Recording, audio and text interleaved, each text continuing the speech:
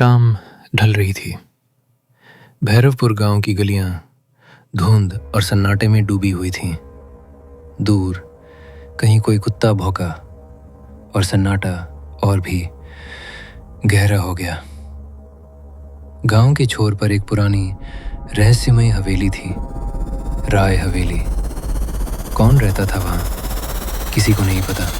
बस इतना कहा जाता था कि हर अमावस्या की रात एक दीपक अपने आप जल उठता है। लोग कहते थे वो दीपक किसी आत्मा की आखिरी उम्मीद है। अर्जुन अपने दोस्तों के साथ खेल ही रहा था कि सोनू ने फुसफुसा कर कहा, सुना है आज हवेली में दीपक फिर जलेगा, चलना देखते हैं। अर्जुन के भीतर जिज्ञासा की एक तेज लहर दौड़ गई। शालिनी, उसकी माँ, वहां जाने से हमेशा मना किया करती थी। वो जगह अशुभ है बेटा, वहां मत जाना। लेकिन जिज्ञासा डर से हमेशा बड़ी होती है। रात करीब 9 बजे अर्जुन अपने कमरे की खिड़की से बाहर झांकता है। अमावस्या की काली चादर आसमान पर फैली थी। हवा ठंडी थी और हवेली की दिशा में एक हल्की झिलमिलाहट दिख रही थी। सच में दीपक जल रहा है, अर्जुन बुदबुदाया। अगली सुबह गांव में हलचल थी। राम खिलावन चाचा कांपते हुए बोले, कल रात मैंने देखा हवेली के दरवाजे पर कोई परछाई थी, पर जैसे ही पास गया गायब हो गई। दूसरी तरफ दादा ठाकुर ने लंबी सांस ली। फिर वे गांव वालों को उस रूपा देवी की कहानियां बताने लगते हैं। रूपा देवी की आत्मा है, वो अपनी आखिरी रात का दीपक जलाने लौटती है। उसे सुनकर गांव वाले बच्चे से लेकर बड़े भी सिहर उठते हैं। वो जानता था सच्चाई हवेली के भीतर ही है।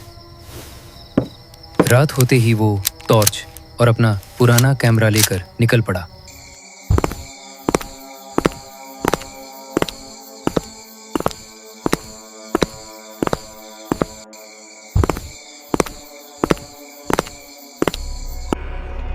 जैसे ही हवेली पहुंचा, दरवाजा किर्र की भयानक आवाज के साथ अपने आप खुल गया।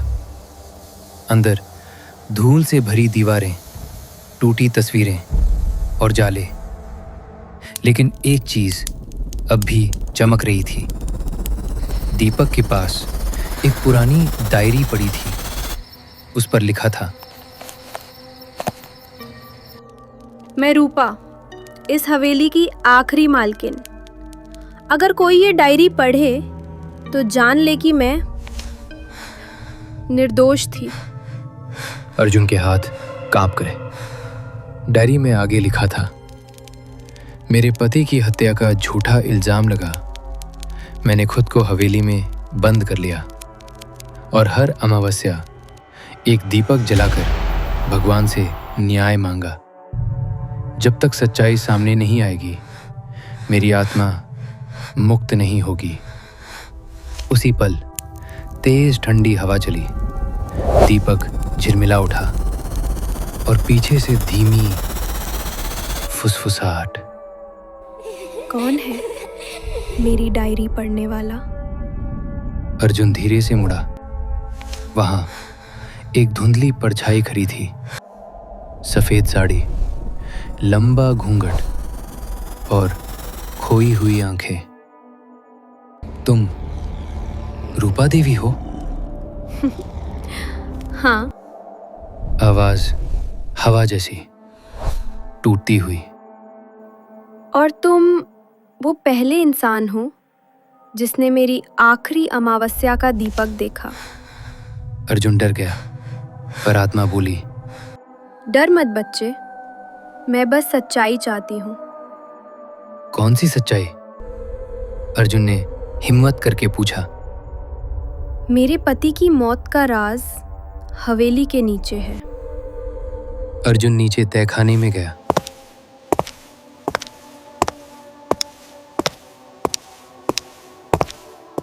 दीवार को हथौड़े की मदद से हटाने लगता है।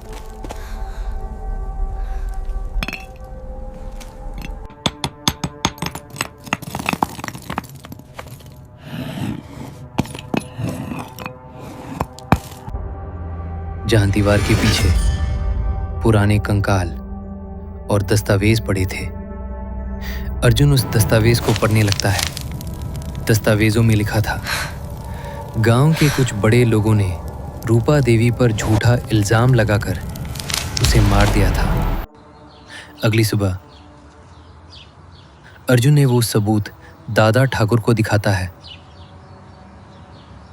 और सभी गांव वालों को पहली बार पता चला रूपा देवी निर्दोष थीं।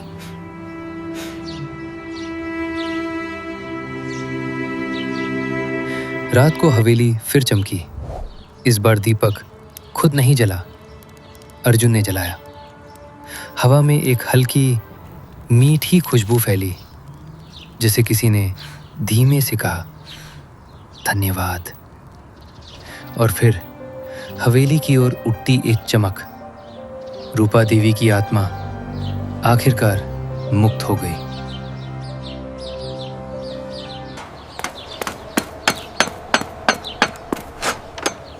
सालों बाद अर्जुन बड़ा हुआ और उसने उस हवेली को एक स्कूल में बदल दिया।